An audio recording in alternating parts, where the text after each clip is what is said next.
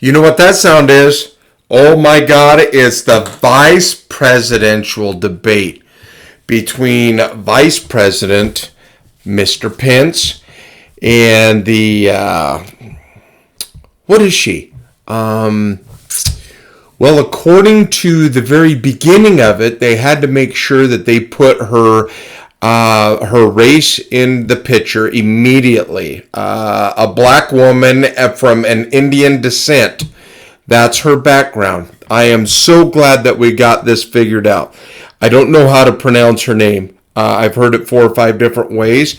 We're going to just say it's Kalamaha. But before the video is over, I'm sure we're probably going to call her a different name by the time this is over with. Hello, we are going to have a little 15 minutes of fame is your 15 minutes of shame. Let's get this thing started. First, a shout out to my girlfriend. I love you. She's sitting at home having dinner and it looks absolutely delicious. Shout out to my Democratic sister. Love you, sis. And my nephew, B, and her husband, the very conservative, what he does for a living. Not going to say. Anyways, let's get to it. This is going to be as fast as I can get through this because there's a lot of crap to cover here in just a short amount of time. I am going to be taking on and off my glasses to be reading from my little script, the notes so I took down, so we can kind of stay on track with everything. So like I said, immediately we had to make sure that we advised everybody and everybody was informed that Kalama is a black woman from Native descent, Native American, Indian, as they described her. So that's really great. So the first topic that they were talking about that just was not getting through my brain whatsoever is obviously the COVID pandemic that's going on. Everybody has their own opinions. I think it's absolute bullshit. And some people think it's, oh my God, it's the worst thing ever. Everybody's entitled to their opinion.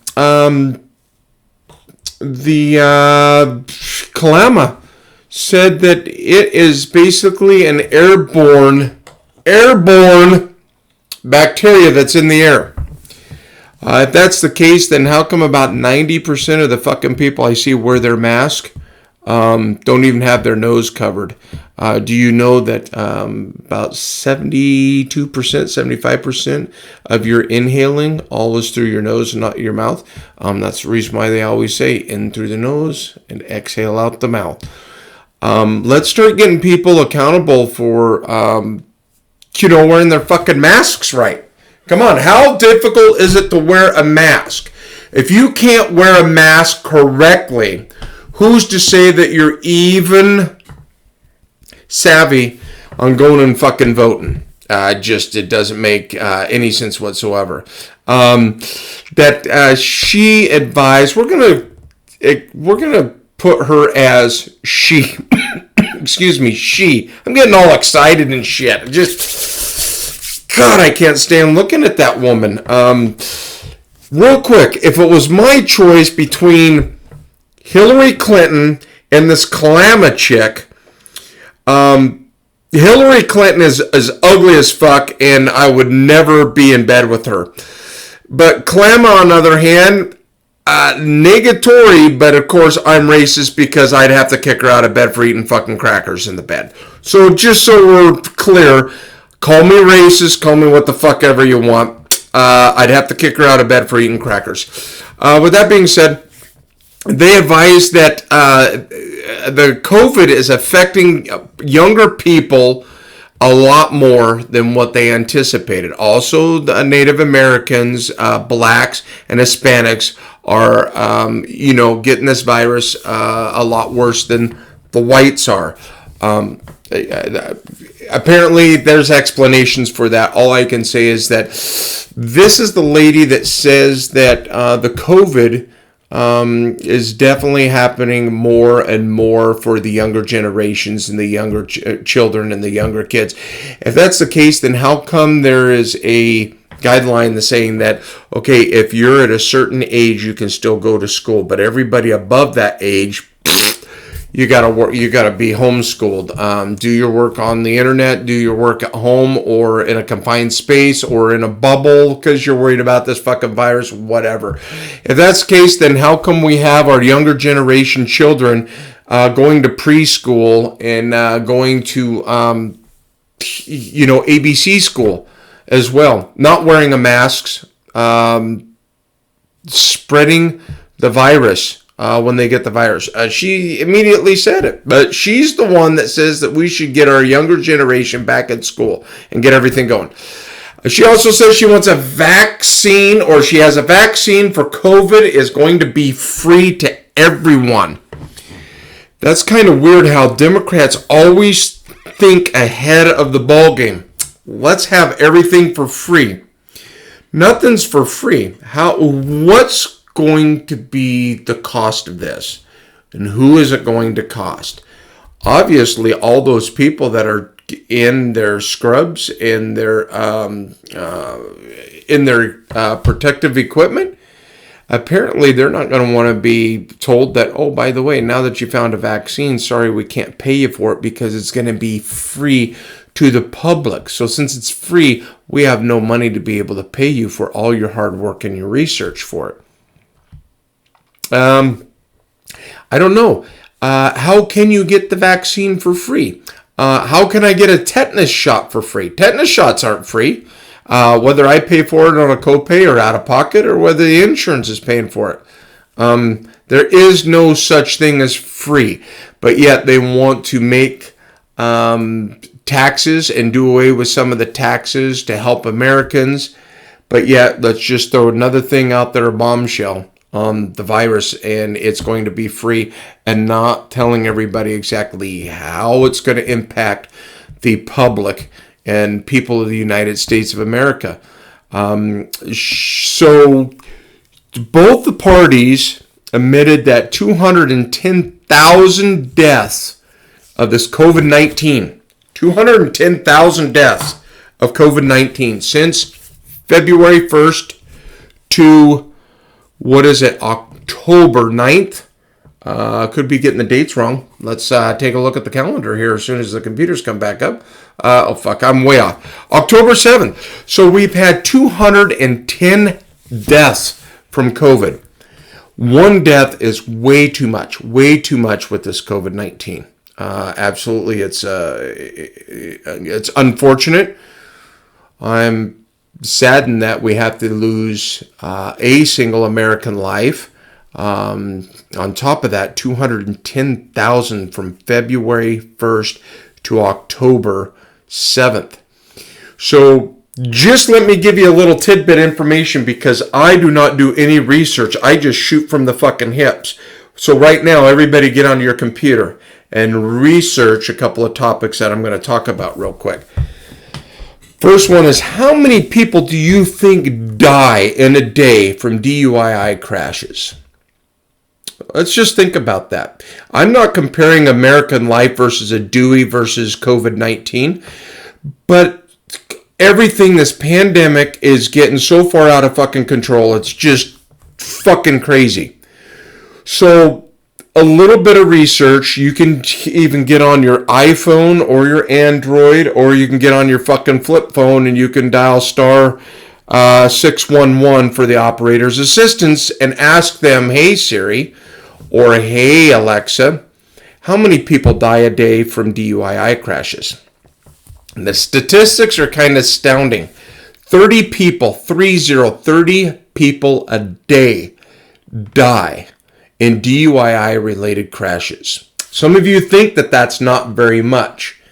But unfortunately, it is a death. A death is horrible to fathom or have to think about. But think about this one. 3,700 deaths a day are caused by distracted driving. I'm not saying because of this fucking device. I'm not saying because of a little radio that you want to talk on a radio. I'm talking about distracted driving. Putting your makeup on. or eating a donut, or picking up your coffee down in the cup holder at the bottom of your car. 3,700 people in the United States die a day. Now, I can get my calculator out, or I can get it on any three of these monitors up here to start calculating that up. I'm going to assume that if we started with February, if we started with 3,700 deaths from distracted driving per day, and then let's add another 30 people to that. So some people need to do math. 3,730 people from DUI crashes and distracted driving. Distracted driving, again, could be people on medications not understanding that they're going to have issues with driving on that certain new prescribed medication from the doctor. I'm thinking that we're probably going to have more deaths than 210,000 people. 210,000 people is still way too many, period, end of story. So we're going to get through this. This COVID-19, I think, is just a sham to be able to, he said, she said, on everybody that's dying, period, end of story. And then Miss Priss, that's what we're going to call her, is Miss Priss, because some of the other topics is that when Pence runs out of time, the commentator or the lady that's controlling the show interrupts him every 2 to 3 seconds, and then finally her voice is over his to where you can't finish listening to what Vice President Pence has to say. But when it's Miss Priss, she gets it once, and then she goes another 30 seconds before she gets interrupted again. So, if you want to, pennies to pennies, dollars to dollars, it's just, nonsense. But Miss Priss did mention about when the COVID-19 happened, about how many people could not get toilet paper to wipe their baby's butt.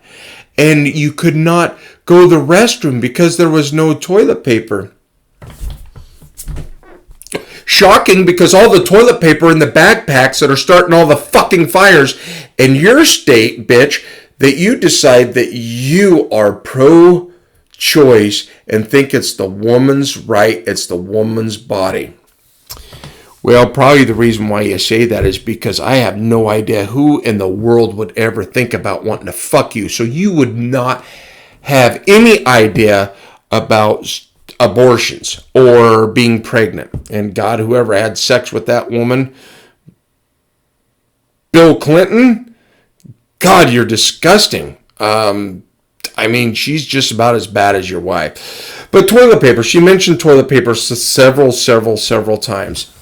And then it came down to the conversation. Like I said, I'm trying to go through this, trying to keep it under 15 minutes, and there's no way it's going to happen. So I'm just flying off the hip here. My girlfriend, I know other people are wanting a little bit of speech because I put humor in it. I don't think it's humor. I don't like listening to politics going back and forth, but I will make a couple of points of how I feel on how this went. Another one was worried about Donald Trump, was one of the questions, and him with the getting infected with COVID-19.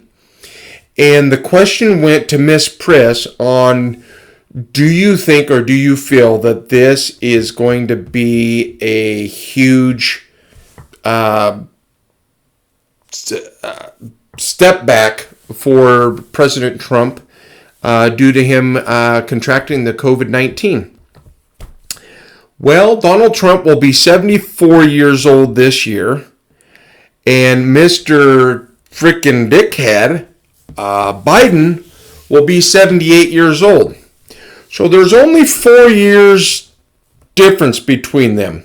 And what do you say about that 4 years? 4 years is the same age that Biden likes sticking his hands through little children's head and sniffing them. Oh shit, I got off track. So 4 years difference between the two. I think Donald Trump could probably hike up a fucking hill right now, and Biden would be thinking about his erection when he sees little boys or little girls passing in front of his hospital window, because that's what's going to happen in about the next 6 months, because he's got dementia, he forgets everything, and he's just completely fucking has lost his mind. 78 years old, and he's like 96. So if we want to talk about who's the healthiest one, he had 47 years to figure it out. Now he's 78 and still has not been able to figure out shit at all. I had a note here, Vice President, and they continue to refer to Joe Biden as Vice President of the United States. So every time the commentator would ask a question, she would ask Miss Priss what she believes that Vice President Biden, okay? That's a disgrace on how they address Biden. Let me back up. It's a disgrace towards our Vice President right now. Current is Vice President Pence. He is the Vice President of the United States of America. Biden, Obama, and anybody before them are former President Barack Obama. Former Vice President Joe Biden. Oh my God, I hate saying that name. They continue to refer to Biden as Vice President of the United States. We need to stop this shit. He is former. He is not the Vice President of the United States. Apparently, it's going to take another 47 years for people to try to get that out of their fucking head. So we're going to go on a couple other topics here. We're going to bypass that. So bear with me. Like I said, I had to write notes down because this is just a very fast vlog for me to get it out of my system. So the questions is concerning safeguarding our disabilities. Safeguarding our disabilities and our disabled Americans. All Miss Priss wanted to talk about was her being black and what she has done in her career on being black. She's the second one on the House of Representatives that's an African American. A lot of talk about white supremacy on the right side and about being black on the left side. I just threw that in there because it perturbed me, but I don't have any more on that or why. The health of the president. Vice President Pence, a shout out to you for commenting and complimenting Miss Priss on her get well soon to the President of the United States. And she, was thinking about the President, and thank you, and talked about how healthy the President of the United States is getting every day. Every day he improves 100%. Then when it got thrown back over to Miss Priss to comment on the same question about the health of the President of the United States, what'd she do? She went straight for the throat. She went for Donald Trump and wanted to know about his taxes. Taxes, bitch, really? Is that all you're going to get stuck on? Pack the courts. You can't answer that question, but boy, you sure do want an answer for them fucking taxes. Tax. Speaking of that, you shouldn't speak too highly of taxes because you've been kind of in trouble yourself about some taxes as well.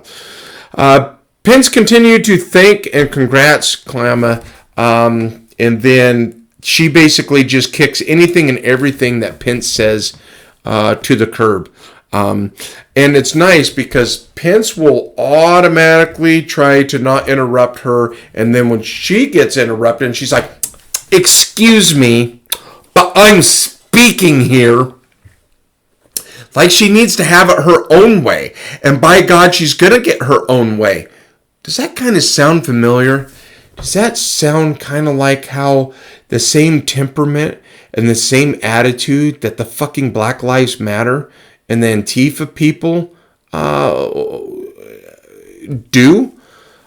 That's the same morale, the same attitude, the same gestures that you get out of both those organizations, which we had to talk about white supremacy, and we had to talk about Black Lives Matter, and how we had to talk about Antifa. And then she goes right into wanting to talk about free college. Free college. She's talking about free college to everybody in the United States of America. But yet you have a plan to help the $2 trillion deficit that we have. So if we have a deficit and you want to send all the kids to college, and by the way, the ones that are going to get the free college first or get their foot in the door is going to be blacks. I guarantee you. I'm not racist. Trust me. If I was racist, I wouldn't have a hot, gorgeous, smoking girlfriend that is not white. And anyways, back to it. She sidetracks me here. So you have all these people free college, all these students free college, and here's the deficit. Here goes the money. The deficit's just going to stay there, and it's going to continue to rise and continue to rise. You can't keep promising all this free shit. That's what's wrong with half of America. You offer them all this free shit, and then they don't want to do anything. It's like, well, the government's going to take care of us. Why not? They have before. That's why we want to have the democracy, or the Democrats. We want to have the Democrats in there. You get free shit. It doesn't come free to a charge to other people.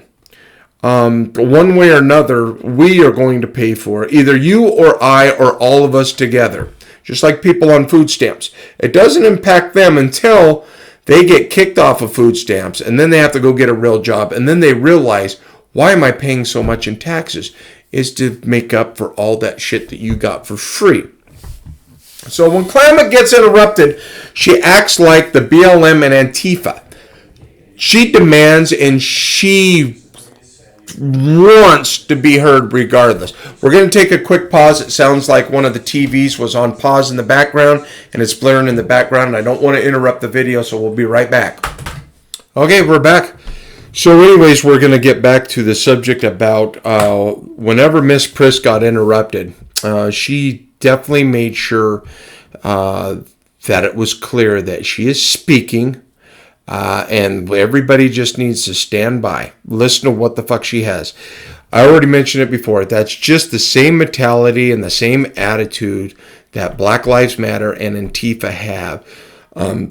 If something happens, fuck the police. I don't care. This is about me and nobody else. That's kind of what Miss Priss kept leading off to every time that she would get interrupted. And it was very minute. It wasn't like the first presidential debate where they were just going back, like I said, back like fucking bobbleheads. She just very adamant that she was going to finish regardless, whether it was the commentator or whether it was Vice President Pence.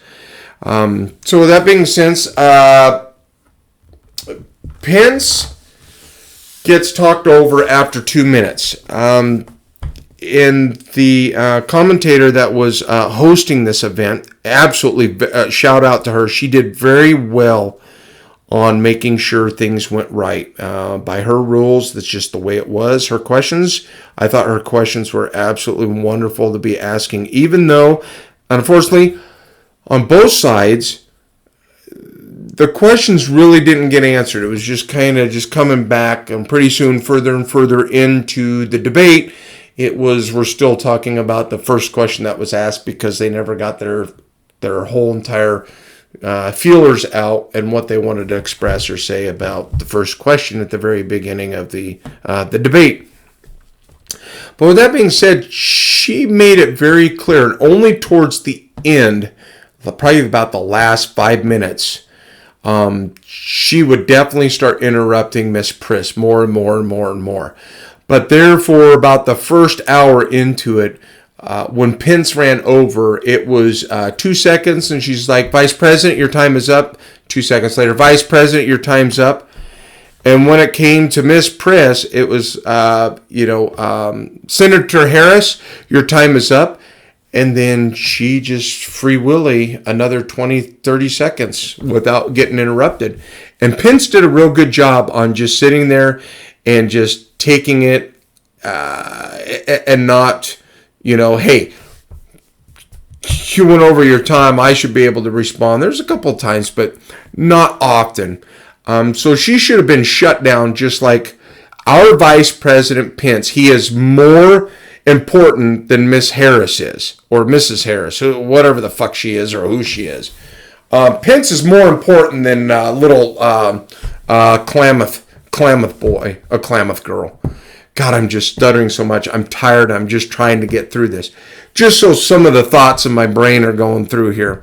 So with that being said, let's see. Abortion.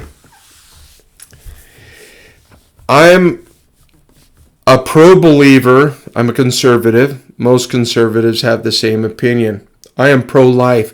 And I will tell this only because I was adopted. And I was adopted by the best mother and father that I could ever have in my life. My mother, my biological mother, was extremely young. I don't talk about this much, but we'll just say quick and brief and short. My mother, biological mother, put me up for adoption. If she didn't have an abortion, you wouldn't be seeing this ugly face, the bearded guy, the guy that has his own opinions about things. You wouldn't see this guy. He would be a stain in the bottom of Miss Priss's underwear, or in the toilet, or on the bed sheet.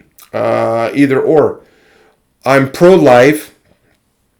Not saying that I'm going to vote or not vote for somebody that is pro-life or pro-choice, but I do not believe that abortion is it's her choice because it's her body. And being able to have an abortion at the later stages towards the development of the embryo and the development of the soon-to-be child. If it was me, I'll make an explanation or a comparison. So if the mother-to-be is pregnant and she's able to go quite a bit of term before she realizes that she maybe now wants to have an abortion, and it's because it's the woman's choice on what she wants to do at that moment. If somebody is raping my child and I walk through the front door, gun in hand, then there better be a law to protect me to be able to put a bullet in that motherfucker's head and put him out of his fucking misery for fucking hurting and possibly killing my child. There should be a law with that. An eye for an eye. If a woman, and it's her choice, if she wants to have an abortion, okay, I'm still not for it. But then you should allow me to be able to go into the house and kill the motherfucker that's raping my child or harming my child, whether it's in my house, whether it's at the babysitter, or whether it's the babysitter itself. You should allow me double jeopardy, an eye for an eye, to be able to go over and kill that motherfucker. Save the money. Don't send him to prison. There is no possibility to rehabilitate that motherfucker. He's already made the choice. He's a sick son bitch. So if I can make the choice to put him out of the misery, then a woman should go ahead and have an abortion. I still do not agree with it. Okay? That's my 2 cents on that. Any baby raper should just be fucking shot and put out of their misery. And the good thing about it is we can actually do this and save a lot of money. Put it towards the deficit, or put it towards Kalama and her baby making days. Fuck, I don't know. Anyways, Pack the Court. Let's talk about Pack the Court just real quick. So, Miss Amy Barrett, again, I don't know why she is not capable or being allowed to be voted into the justice. Donald Trump won the election fair and square. He had 4 years. He has 4 years. He's going to have another 4 years. Honest Abe, back in the 1800s, 41. I'm not a good history buff, but I might look this up and might contradict myself. It was to the point where it was either right now about the people and getting reelected as the president of the United States, or getting somebody into the court system. I think that this should be hands down, without a doubt, should not be involved as part of the election. I think that if Donald Trump wants Miss Barrett to be in the position, she should be automatically be put into the position, because President Trump is still the commander-in-chief and the president of the United States. He still has the authority to do what he wants to do. It should not have to wait to put somebody in there once the election is over, in case the Democrats think that they're might be able to win this and pull this off and put somebody else that they want in there. No, it's bullshit. They should stop, get her in there, fill the seat, carry on. We still have 27 days to where we can hash out who's going to be the next president of the United States. Obviously, it's going to be Trump. Almost done here. We are way over the 15 minutes, so we're going to just get this real quick. Pack the court. So basically what they're going to do is they're going to start adding more laws on when you can't add somebody into the Supreme Court. It's absolutely bullshit. This is just how controlling fucking Democrats, yes, you Democrats, and libtards on the far left, want to control everything. You want to control our members, all the humans, all the Americans. You want to control. Just like right now, you're controlling every single person and telling them you have to wear a fucking mask. If you want to go to school, if you want to go into a restaurant, if you want to go into the post office, if you want to go outside, even though you're 6 feet, you still have to wear a mask. You know what? Fuck off. Get over it. It's not going to do you a bit of good. It's an airborne illness. They say, first of all, it's an airborne illness. Again, we're right back to airborne illness. If that's the case, why the fuck are the masks not over the nose and the mouth? Last but not least, Miss Taylor, the one that got shot and killed. Everybody already knows this. This is basically worldwide. I'm not going to elaborate on exactly how she died, but obviously she was shot. She was killed. Unfortunately, it was an unfortunate incident. Don't date people that like to shoot at cops, and don't date people that did shoot at a cop. That's all I have to say about that. But what I will bring to the table here is that why is this one particular situation and George Floyd brought up in the vice presidential debate? Why the fuck are we bringing this in here? This is about race. It always has been. It's about race. We could talk about American soldiers, male, female, blacks, whites, natives, Mexicans. We could talk about that all day long. Why did we have to bring up two of the most recent? We have people that are dying every day. As of today, we've had military personnel dying in other countries trying to fight for our freedom, to keep our freedom going. Democrats want to take it away. You don't believe me? Fucking just watch. It will happen. Again, November 3rd will be the deciding factor on that divides this country to the red and to the blue. We should not have discussed the Breonna Taylor, George Floyd. We should not have talked about this in the the vice presidential debate. Should not have done it. And Miss Priss has been in constant contact with the mother of Taylor. I don't understand why she's taken upon herself to want to speak to the mother of a victim that fell victim to an unfortunate incident on a no-knock warrant. Have you done anything about the fires in Oregon or your own state, California? Have you made any phone calls to the poor law enforcement officers and their families that are being shot at point blank range, being stabbed, being targeted from Antifa and the Black Lives Matter? Have you called any of them, any of their families, and send your condolences to law enforcement agencies across the United States of America? No. But you do want to make sure that I am staying in constant contact with Miss Taylor's mother and keeping her updated. Updated about what? Your crack-ass daughter is dating bad people. Bad people, bad choices, come repercussions.